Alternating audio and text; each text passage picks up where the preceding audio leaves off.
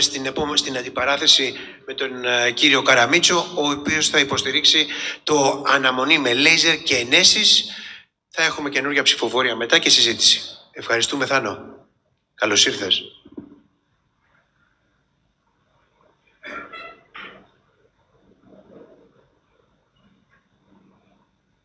Αγαπητοί συνάδελφοι, καλησπέρα και από μένα. Ευχαριστώ την Οργανωτική Επιτροπή για την τιμητική πρόσκληση.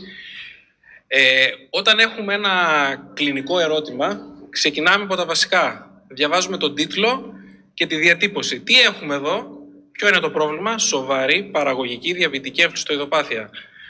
Όχι ελκτική αποκόλληση. Οπότε, εγώ επιλέγω αναμονή. Γιατί?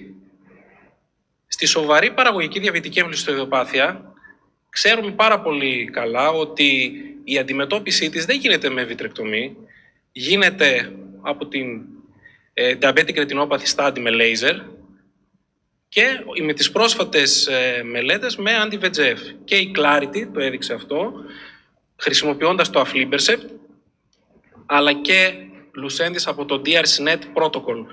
Και μάλιστα βρέθηκε ότι είναι πολύ καλύτερα τα αποτελέσματα στην τελική οπτική οξύτητα αν χρησιμοποιήσουμε anti-VEGF έναντι του λέιζερ. Φυσικά, πολύ σημαντικό σε αυτούς τους ασθενείς, να μην παραβλέψουμε, είχε γίνει και μια διάλεξη πιο πριν, ότι η ρύθμιση του ζαχάρου βοηθά πάρα πολύ τους ασθενείς αυτούς. Και το δεύτερο κομμάτι της διατύπωσης του κλινικού μας ερωτήματος είναι ότι έχουμε μια ήπια αιμορραγία.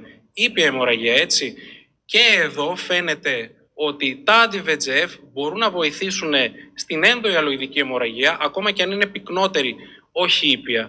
Έτσι, υπάρχει το DRCnet Protocol AB που μας λέει ότι το aflibercept σε σχέση με την ιαλοειδεκτομή εμφάνισαν μη σημαντική στατιστική διαφορά. Όπως επίσης και μια πολύ μεγάλη σειρά τυχιοποιημένης μελέτες από το Ηνωμένο Βασίλειο το 19 έδειξε ότι το Lucentis βοηθά ιδιαίτερα στο να έχουμε αποδρομή μιας εμένουσας ενδοϊαλοειδικής αιμορραγίας και μειώνει κατά 33% τον κίνδυνο κάποιος να μπει σε χειρουργείο. Επιπρόσθετα, υπάρχει diabetic retinopathy vitrectomy study στου τύπου 2 ασθενείς, γιατί θα πω και τον αντίλογο, έδειξε ότι δεν υπάρχει στατιστικά σημαντική διαφορά στην τελική οπτική οξύτητα, γιατί στο φινάλε αυτό μας ενδιαφέρει. Μας ενδιαφέρει ο ασθενής να βλέπει καλά. Έτσι, και θα δούμε και μετέπειτα για τις επιπλοκές. Αν τον ασθενή τον παρακολουθήσαμε ή τον βάζαμε απευθείας για χειρουργείο. Τώρα, διεθνείς φορείς προτείνουν όχι στην άμεση εφαρμογή ιαλοειδεκτομής. Τόσο το American Academy of Ophthalmology, που στους τύπου 2 προτείνει μετά το μήνα να βάζουμε κάποιον ασθενή στο χειρουργείο, ενώ για του τύπου 2 ασθενείς να περιμένουμε από 2 έως και 3 μήνες. Το ίδιο και το Βασιλικό Κολέγιο, το οποίο προτείνει στις ήπιες αιμορραγίες να θεραπεύουμε τους ασθενείς με λέιζερ και anti-VEGF, ενώ στις σοβαρές πυκνές αιμορραγίες η ιαλοειδεκτομή μέσα σε 1 έως 3 μήνες. Πηγαίνοντας στο δεύτερο επιχείρημα, να πούμε ότι στην ήπια ενδοϊαλοειδική αιμορραγία, εγώ μπορώ να βυθοσκοπήσω τον ασθενή, μπορώ να δω τι έχει. Να δω αν έχει όντως, όπως έλεγε ο Κώστας πριν, ελκτική αποκόλληση, αν όντως είναι μια σοβαρή παραγωγική διαβητική εμφυστοειδοπάθεια που μπορώ να τη θεραπεύσω. Γιατί βλέπω καλά, μπορώ να απεικονίσω με οσιτή και ίσως κάποιες περιοχές να μπορώ να κάνω και υπέρηχο. Βλέπετε εδώ μια ασθενή μου με μια ήπια ενδοϊαλοειδική αιμορραγία. Μπορούμε όλοι να δούμε τον οπίστιο πόλο, τον εύρο, έτσι, την οχρά κοιλίδα και ακόμα αν υπάρχουν, όπως βλέπετε εδώ στην ανφάς, οσιτή αιματικά στοιχεία, λιγότερα ή και πυκνότερα, μπορούμε να απεικονίσουμε αρκετά καλά την οχρά κοιλίδα. Τώρα, σε περιοχές συνήθως που κάθεται το αίμα κατώτερα, που μπορεί να πει κάποιος «μα εδώ δεν μπορείς να δεις», υπάρχει τεχνική της σκληρικής πίεσης. Πολύ εύκολα μπορούμε να παραμερίσουμε την περιοχή αυτή το αίμα και να έχουμε πρόσβαση οπτικά και σε εκείνη την περιοχή. Και ναι, όντως, θα συμφωνήσω και εγώ ότι οι επιπλοκές της ιαλοειδεκτομής δεν είναι τόσο σοβαρές όσο ήταν παλιότερα. Θα μείνω όμως σε 2 βασικά προβλήματα. Το ένα είναι ο καταράκτης και το άλλο είναι οι υποτροπές. Έτσι, βάζουμε κάποιον στο χειρουργείο με ενδοϊαλοειδική αιμορραγία κυρίως γιατί θέλουμε να βλέπει καλύτερα. Λοιπόν, ο ασθενής αυτό τον αυξάνουμε πάρα πολύ το κίνδυνο να προκαλέσουμε καταράκτη. Και αν πει κάποιος ότι εγώ δεν προκαλώ καταράκτη σε έναν έμφακο ασθενή, σημαίνει ότι ίσως δεν μπορούμε να καθαρίσουμε πάρα πολύ καλά το ιαλοειδές. Στο δικό μου audit, κατά 80% στη διετία, οι ασθενείς αυτοί χρειάζονται καταράκτη μετά από επέμβαση βιτρεκτομής. Επίσης, σχετικά με τη βιομετρία, δηλαδή θέλουμε να δούμε τι ενδοφακό θα βάλουμε στους ασθενείς μας. Ο ενδοφακός, αν υπάρχει αιμορραγία και θέλουμε να τον υπολογίσουμε σωστά με μια οπτική βιομετρία, δεν μπορούμε να το κάνουμε. Υπάρχουν προβλήματα, οπότε έχουμε και ένα διαθλαστικό πρόβλημα ίσως μετέπειτα στους ασθενείς αυτούς. Σίγουρα πάντως το σημαντικότερο απ' όλα είναι η τεχνική μας να είναι τέτοια έτσι ώστε να περιορίσουμε τον κίνδυνο ο ασθενής αυτός να έχει στη συνέχεια ξανά ενδοελοειδική αιμορραγία. Και τα στατιστικά υπάρχουν εκεί και τα βλέπουμε.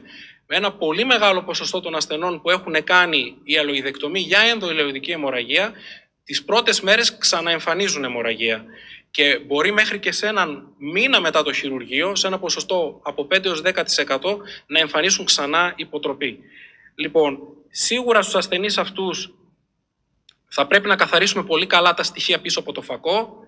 Δεν μπορούμε να τα κάνουμε αυτό το πράγμα σε έναν έμφακο ασθενή χωρίς να τραυματίσουμε το φακό του, αλλά επίσης θα πρέπει να πάμε... Ακριβώς αυτό εδώ το χειρισμό ήθελα να δείξω. Υπάρχουν πάρα πολλά αιματικά στοιχεία πίσω από τον φακό. Δεν μπορούμε να τα κάνουμε αν ο ασθενής δεν είναι ψευδόφακος. Όπως επίσης δεν μπορούμε να πάμε να κάνουμε πολύ καλό saving ακριβώς πίσω από το φακό στους έμφακους ασθενείς, πάλι χωρίς να δείξουμε κίνδυνο και να θέσουμε τους ασθενείς έτσι σε ένα πρόβλημα. Ένα άλλο θέμα, το οποίο ο αγαπητός κ. Αναστασιλάκης λίγο παρέβλεψε, είναι ότι οι ασθενείς με σοβαρή παραγωγική διαβητική αμφιστοειδοπάθεια έχουν οχροπάθεια. Περίπου σχεδόν 70% έχουν και οχροπάθεια. Δεν μπορούμε να τους θεραπεύσουμε τους ασθενείς αυτούς με ιαλοειδεκτομή. Με αντι-VEGF τους θεραπεύουμε ή τέλος πάντων με κάποιο στεροειδές εμφύτευμα. Και μάλιστα έχει βρεθεί ότι για το πρώτο έτος της θεραπείας κατά μέσο όρο χρειάζονται 9 ενέσεις. Αν λοιπόν σκεφτεί κάποιος ότι θεραπεύω μια ήπια, λέω πάλι, ενδοελοειδική αιμορραγία με αντι-VEGF, χρειάζομαι συνήθως 7 ενέσεις το πρώτο έτος και ένας ασθενής ο οποίος έχει διαβητικό είδημα χρειάζεται 9, με ένα σμπάρο 2 τριγώνια, έτσι. Δηλαδή και θεραπεύω το πρόβλημα, την ενδοελοειδική αιμορραγία, αλλά και την πιο σοβαρή επιπλοκή του ζαχάρου, που είναι το διαβητικό είδημα. Δεν μπορεί να το κάνουμε αυτό με την ιαλοειδεκτομή ή τέλος πάντων αν κάνουμε ιαλοειδεκτομή, πάλι ενέσεις θα κάνει ο ασθενής. Συμπερασματικά, η ήπια ενδοελοειδική αιμορραγία εξαιτίας της σοβαρής παραγωγικής διαβητικής αμφιστοειδοπάθειας δεν δικαιολογεί άμεση ιαλοειδεκτομή. Γιατί έχουμε ικανοποιητική οπτική και απεικόνιστο αμφιβληστροειδή. Αυτή είναι η σύσταση από τους διεθνούς φορείς. Η αιμορραγία, ακόμα και πυκνή σε κάποιες περιπτώσεις, μπορεί να αντιμετωπιστεί πάρα πολύ καλά, όπως και οι υποτροπές με τα anti-VEGF και φυσικά με το λέιζερ που χρειάζεται. Έχει επιπλοκές η επέμβαση, η ιαλοειδεκτομή. Το να μπει κάποιος νεαρός ασθενής, ένας διαβητικός τύπου 1, στα 30 και στα 35 του, σε επέμβαση καταράκτη, με μια βιομετρία η οποία είναι επισφαλής, νομίζω ότι κανένας μας δεν θα το ήθελε. Έτσι. Και φυσικά να μην ξεχνάμε ότι υπάρχει είδημα στην οχρά κοιλίδα στους περισσότερους ασθενείς με παραγωγική διαβητική αμφιστοειδοπάθεια. Και κλείνοντας, να πω ότι έτσι όπως ξεκίνησα, θέλουμε να δώσουμε λύση στο πρόβλημα. Το πρόβλημα είναι η παραγωγική διαβητική αμφιστοειδοπάθεια. Η αντιμετώπιση της είναι με λέιζερ και αντι-VEGF. Ευχαριστώ πολύ.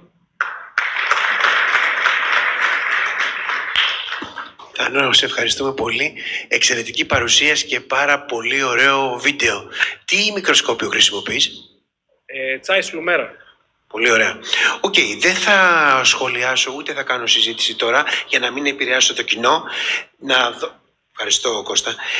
Να δώσουμε το λόγο στην Ειρήνη να κάνουμε την ψηφοφορία μας και να κάνουμε μια γρήγορη συζήτηση μετά. Ευχαριστώ. Οπότε τελικά ποιος έπεισε ποιον για μια σοβαρή παραγωγική διαβητική αμφιβληστροπάθεια με συνοδό ήπια αιμορραγία είναι άμεση ιαλοειδεκτομή ή τελικά φωτοπηξία και ενέσεις?